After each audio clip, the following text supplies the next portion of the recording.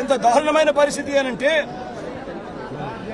వలగలేరు head regulator కు సంబంధించిన లాకులను 11 లాకులను శనివారం రాత్రి అర్ధరాత్రి దాటిన తర్వాత ఎత్తారు. అలర్ట్ లేదు. ఇక్కడ ఈ ప్రాంతంలో ఉన్న ప్రజలకు కనీసం చెప్పడం లేదు. ఎత్తేసినారు. ఎందుకు ఎత్తినారు? చంద్రబాబు నాయుడు గారు ఉన్న ఇల్లు కరకట్టు మీద ఉన్న ఇళ్లకు ఆ ఇంటికి సంబంధించిన ఆ నీళ్లు పోకుండా రక్షించుకునే దానికోసం విజయవాడలోని ఈ ప్రాంతాన్నంతా కూడా నీటిమయం చేశారు చంద్రబాబు నాయుడు గారు. నేను అడుగుతా ఉన్న ప్రతి ప్రశ్న కూడా లాజికల్ గా అడుగుతా ఉన్నాను. ఎవరైనా కానీ సమాధానం చెప్పాలనుకుంటే మొట్టమొదటిగా ప్రజలకు క్షమాపణ చెప్పి ఆ తర్వాత ఈ ప్రజలకు ఏం చేయబోతున్నాము అన్న మాటలు కూడా చెప్పి ఆ తర్వాతనే సమాధానం చెప్పాలని చెప్పి చంద్రబాబు నాయుడు గారిని గట్టిగా కూడా కోరుతా ఉన్నాయి. ఇప్పటికి కూడా రిలీఫ్ క్యాంపులు లేవు. నిన్నటి దాకా కూడా ఎన్ని రిలీఫ్ క్యాంపులు పెట్టారు అని చెప్పి అడిగితే 6 రిలీఫ్ క్యాంపులు మాత్రమే ఉన్నాయని చెప్తా ఉన్నారు. లక్షల మంది ఈ రోజు నీట మునిగి ఉన్నారు. 6 రిలీఫ్ క్యాంపులు ఏ మూలకు సరిపోతాయో కూడా తెలియడం లేదు.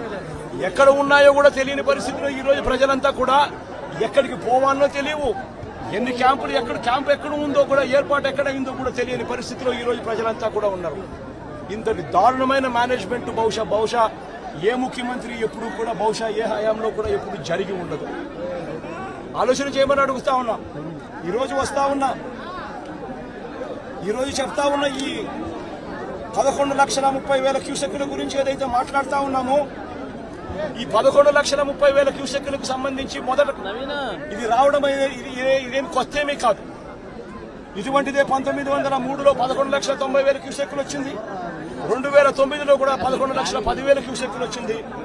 మా హయాంలో కూడా 2019, 2020, 2021, 2022లో కూడా ఇలాంటి వరదలే ఇలాంటి రెయిన్ఫాలే నమోదు కూడా అయింది.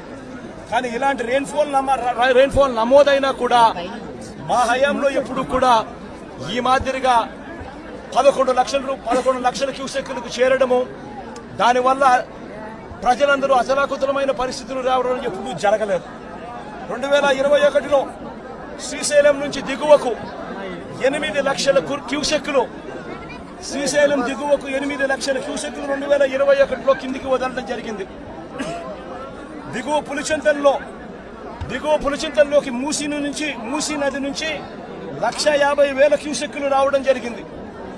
మున్నేరు నుంచి ప్రకాశం బ్యారేజీకి 3,50,000 క్యూసెక్కులు చేరినప్పటికీ కూడా ముందు జాగ్రత్తగా Srisailam reservoir, Nagarjuna Sagar reservoir, Pulichintala reservoir వీటి అన్నిటిలో కూడా ముందు నుంచే ఫ్లడ్ వస్తా ఉంది అని తెలిసిన నేపథ్యంలో, వాయుగుండంగా మారుతా ఉందన్న నేపథ్యంలో, ముందు ఇన్ఫర్మేషన్ ఉన్న నేపథ్యంలో శ్రీశైలము, పులిచింతల, నాగార్జున సాగర్ డ్యాములను నీళ్లను తగ్గించి అక్కడ ఫ్లడ్ కుషన్ ఏర్పాటు చేయడం వలన డెవాస్టేషన్ రాకుండా కేవలం 8 లక్షలు 9 లక్షల క్యూసెక్కులు మాత్రమే నీళ్లు కిందికి వెళ్ళిపోయేట్టుగా చర్యలు తీసుకోవడం వల్ల ఇటువంటి పరిస్థితులు రాకుండా గతంలో చేయగలిగాము అన్నది కూడా ప్రతి ఒక్కరూ కూడా గమనించమని కోరుతా ఉన్నా. ఇంతటి మ్యాన్ మేడ్ ఫ్లడ్ ను క్రియేట్ చేసినందుకు చంద్రబాబు నాయుడు మొట్టమొదటిగా ప్రజలకు క్షమాపణ చెప్పాలి. క్షమాపణ చెప్పి కనీసం వీళ్ళకందరికి కనీసం బేసిక్ ఫెసిలిటీస్ లేవు. తినేదానికి తిండి లేదు, తాగేదానికి నీళ్లు లేవు, రిలీఫ్ క్యాంపులు లేవు, రూపాయి డబ్బు ఇవ్వలేదు. వీళ్ళందరూ ఎలా బతకాలని చెప్పి అడుగుతా ఉన్నారు. చంద్రబాబు నాయుడు ఇక్కడికి వచ్చి